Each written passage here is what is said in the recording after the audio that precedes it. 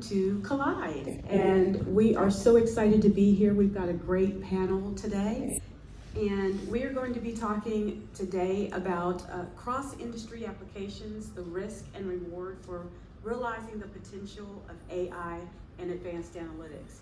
I think everyone here who's excited about AI and advanced analytics knows how hard it is to say those words, but then put them into action. And I think we're going to get some great information from our panelists on just how we make that happen day to day.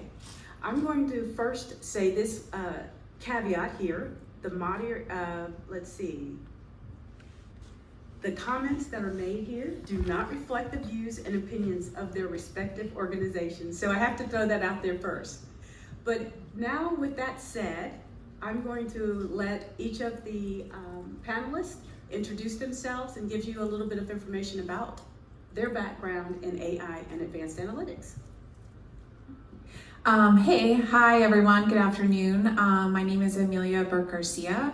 I am a program area director and director for the Center for Health Communication and Science at NORC at the University of Chicago. NORC, if you're not familiar with the organization, is an independent nonprofit research institute affiliated with the University of Chicago. And in my role, I direct a body of work focused on how we use communication science to improve people's health and well-being. So that can take the form of research to understand people's knowledge, attitudes, beliefs, behaviors around a variety of topics. It can take the form of message and materials development, campaign development, and then evaluation, measuring impact. I personally have done a ton of work focused on opinion leadership and sort of who in our sort of social networks are persuasive to us as it relates to health, and have focused a lot of that work on social media influencers, but recently have been working to expand that to AI. And so I'm working on a project with a collaborator of mine that we're calling Health Communication AI, and we might get into that a little bit later. So thanks. Thank you. Hi everyone, my name is Zhang Dou. I'm the Director of Customer 360 at IHG Hotel and Resorts. My background is kind of more on the technical side. I started with math, statistics, became an analyst, do a lot of different types of analytics, from revenue analytics, customer analytics, loyalty, revenue analytics. So I've seen actually over the years how the data science and analytics has evolved over time. I'm really glad this is the kind of latest and greatest wave of our kind of forefront of the PR side of data science. I'm very excited to have the conversation today of the latest advancement. Thank you. And I'm Frances Boykin. I'm with AT&T. I am there as a director of advanced analytics. So I have some advanced analytics work that I have supported, as well as Gen AI. Most of my work is with data and the technology, the architecture end of Gen AI. But hopefully we'll have some great information that comes across here. And as I said, we'll be exploring the challenges, the opportunities from different industries and how those industries attack the difficulties of deploying and managing AI and advanced analytics projects. So let's jump in. All right, first question, and I'll throw this out. How do the risks associated with AI vary between highly regulated industries and those with more flexibility, and how should those organizations approach this in their AI strategy? I'm going to start with you, Amelia, because you said healthcare, and that always tweaks my interest, because how do we do advanced analytics or any kind of analytics where we still support the needs of keeping things private with patients and their doctors and so forth? Yeah, sure. So just to be really clear, the work that I do is, I can sort of speak to this from the perspective of health, public health, and I think that there are elements of this that that relate to healthcare and the patient-provider experience and relationship. As well, a lot of my clients are actually federal clients. So that's another layer of regulation that I think comes into play here.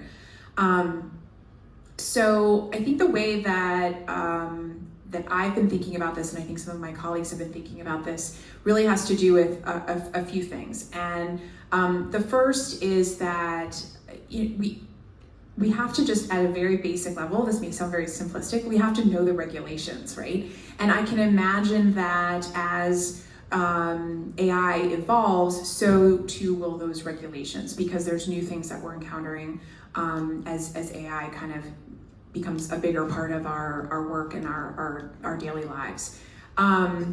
I also think that we have to, I think, one of the areas that is where there's not like a lot of consensus yet, but there's a lot of conversation, is measurement and testing. And we have to make sure first that, there's sort of the no BS principle, right? So these tools, when it comes to health and well-being in people's lives, they can't hallucinate. We can't give people inaccurate information with which they may make decisions about their health that could impact their life. So absolutely, one of the big challenges is the issues around hallucination. The other big issue that we face is with sort of robustness and also with fairness, right? So we're already seeing challenges with issues of bias. And yet these tools need to support all people from all walks of life. And it's most important, I think, and this is where one of the sort of core tenets of what we're doing with health communication AI is ensuring that we're coming from a place of inclusion and really trying to mitigate bias, because there are challenges with that in terms of how the technology works, but we have to start from that place, because if we don't start from that place, we're going to regress to the mean. We're already seeing that some of the tools that have come out in terms that do health communication or aim to support health communication, they're failing at that, right? So they're using avatars that are of white people. They're English only, and then they're not giving accurate information. So there's layers of areas where these tools are not performing well.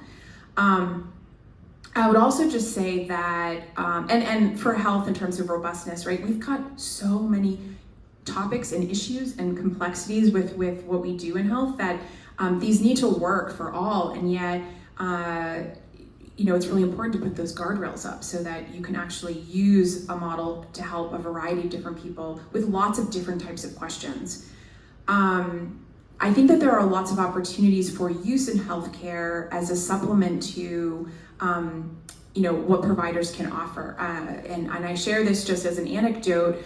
I've talked to some my husband is Hispanic, and so I've spoken with his family about their openness to engaging with AI in the healthcare system. And in speaking with them, they were very excited about the opportunity. And so I think that there's an interest there to supplement what they may not get through in a conversation with a provider, and especially the opportunity with Gen AI to provide more empathetic messaging to people. There's some real opportunity here that I think is exciting. The other place I think that is really important to think about is evaluation and measurement, and we don't really have consistent definitions of things, ways of measuring things. We haven't really come to consensus on what accuracy means. We haven't come to consensus on what, how much risk are we okay with? How if we can't get to 100% accurate or 100% no risk, what is that level of that we're comfortable with? And for health, those are some big questions, because that will result in impacting life. And then I think it all comes down to, which is really important, is where the rubber hits the road is implementation. And for government, for health, where do you implement these tools? Are they behind your firewalls? Are they in the cloud? Are they on-prem? And then what are the costs associated, and how does that impact us? So those I think are just some of the really big things that we tackle in regulated industries. Awesome response. And just to tag on to that, there's the issue of with Gen, especially Gen AI, it's the inputs, right? Where do you get those inputs? How much of those inputs do you get? Because what you get out of it is only going to be as good as what you put into it, so that you can leverage that. Did you have anything to add? I would also add where it leaks to, right? Because that's one of the biggest concerns when Gen AI came out is my records gonna be just another piece of data that everyone's gonna train on, right? And then that will become somehow available, publicly available. I think that one, and overall, I think with the risk and reward of AI, especially Gen AI, it just highlights the fact that we have to focus on governance and ethics, because not often enough, especially coming from a math and kind of technical side, I don't think we think enough about those areas where you have a very powerful tool in your hand. What do you do with it? Right? Today you can actually do a lot with it, but ultimately, where is the boundary? How do we as an industry agree on where's the limits? And I think those are the very open discussion right now that is not being discussed or implemented enough. Not only at a macro level, at a country level or global level, but also at a company level. Even within the company, we have pockets of different data scientists that will do different projects, right? Some will push the boundaries more than the others, and some will work very closely with privacy and governance. For example, for me personally, I really actually enjoy working with privacy and governance, because to your point, you're supposed to know the regulations. Unfortunately, the regulation, I'm not very good at it, right? So I would rather defer to the expert. And when I explain it to them what I'm trying to achieve, it's almost like another filter, another check of what are you trying to accomplish? And is it a valid approach, as well as is it necessarily? Do you need to throw in 500 different features, or 200 of them are like crossing the boundaries that don't even increase your R squared by 5%? Just giving an example, right? So I think that is, for me, where I think data scientists should be working more closely with regulators, understanding where they come from, privacy and governance. I think those are very crucial. Going back to what you mentioned also about bias, with Gen AI, the good thing I think is everyone is kind of focusing on the hallucination, the impact of it, application of it. I think somewhere in there, we kind of start forgetting about advanced analytics. We start the limelight is on Gen AI now. It's not on AI and machine learning anymore. It's not about the core data science. So going back to the point about biasing, about data availability, is the data quality even any good, right? So any model can spit out any recommendation, and it's the data scientist's responsibility to check those. But if you just apply any AutoML today, there will be a result coming out. Good or not, no one really can tell, to be honest, right? So it is actually the data scientist's role to fact check it, to validate it, and create tools to do even some of those jobs. So I think there are a lot to discuss there. There are a lot of rewards that everyone is trying to get at, but I think it would be really good to take a step back and think of some of the implications and some of the risks associated. Awesome. I love the fact that you brought up global privacy issues, because most of our companies are global companies. So it's not just what are the regulations for Georgia. We need to understand if we're sharing, if we have customers who cross boundaries into Europe, what are the responsibilities for privacy and security across those boundaries. And we have to, as data scientists, understand that and support that. So you kind of jumped into my next question, Well, which was around what do we think about those rules and regulations and how we implement them. And the fact that we really don't have, I know that they're trying to build a global policy, but I don't think that they finished that yet. it's a very complex area where I think, and this goes back to where actually we defer a lot to the privacy team, because the rule continues to change, right? So every state has their own opt-in, opt-out, CCPA, all those regulations. And countries, right? Europe has their own GDPR. China has a whole different set of regulations. So I think it's very complicated. From our perspective, we try our best to work with the team and segment it by countries and where it's needed. But it's very whole another can of worms for sure. Yes, I'm really looking forward to seeing those new policies that they're going to come out with. I took a course during the pandemic just on policy, and it was crazy, all the policies, the different policies, as you mentioned, from state to state, not talking about country to country. So great response there. So let's jump ahead. So we understand that there's the policies, making sure we don't have hallucinations in our output.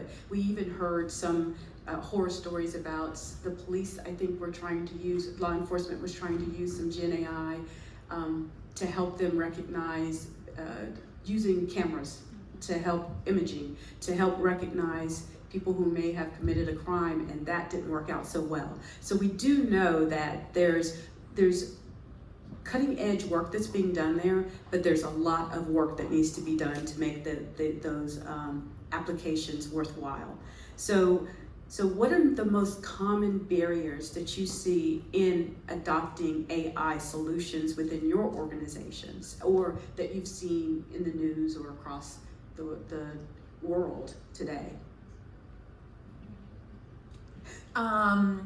Yeah, so I think in public health, in the federal government, we are not always the first penguin, right? We're not the ones on the edge doing the most innovative things. And so I think part of the challenge for the health communication field really has to do with knowledge, with even understanding all that comes with all of this, right?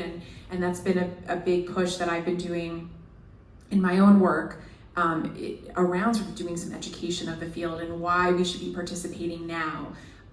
There's a lot of evidence, right, around, if you look historically back in terms of engaging in just like the advent of social media, we now, 20 years later, see the unintended consequences of not engaging actively over the years with understanding the effects of engaging in social media. It's not to say social media causes some of the challenges we've seen with youth mental health or bullying or body image, but we see, this went unchecked for so long. We haven't invested in studying it. We haven't invested in understanding how people interact and use these tools and engage in these spaces. And we see this now 20 years. It's not going to be another 20 years to see what the effects of engaging with AI is for kids and young adults and different communities of people. We need to be doing this now. We need to be investing in longitudinal research. We need to be looking at how are youth engaging in these spaces. How is this changing how they interact interpersonally with people, and what messaging and what channels and how can this be helpful, but also where are the harms and what can we be doing in the meantime to put in place supports to make sure that kids and families and communities and providers have what they need to deal with issues as they encounter them in their everyday life. So we're never the first penguin. I really want us to be active voices and engaged in this process. I think there's fear, and I think that there's a lack of knowledge and sort of maybe a lack of how do I even start to understand a lot of what this is and what this means. And so I think, and I would also say we are public sector industries, so we don't often have the money that private does, and so there's a resources issue here too. I think that those are some of the big challenges we face. Anything to add? Well, actually, I don't know where to start with because there are so many barriers over the years. It's almost a standard question whenever you like get an interview for a job is how do you overcome all the barriers, right? And so I would start with which I think is the highest impact and actually has the highest available capability to overcome it, is showing the value. It's very often you will bring a solution, a data science solutions, an AI solutions, without a solid ability to say, I will make 100 million next year by implementing this, right? Now, sometimes when you start implementing it, you will get 200 million, right?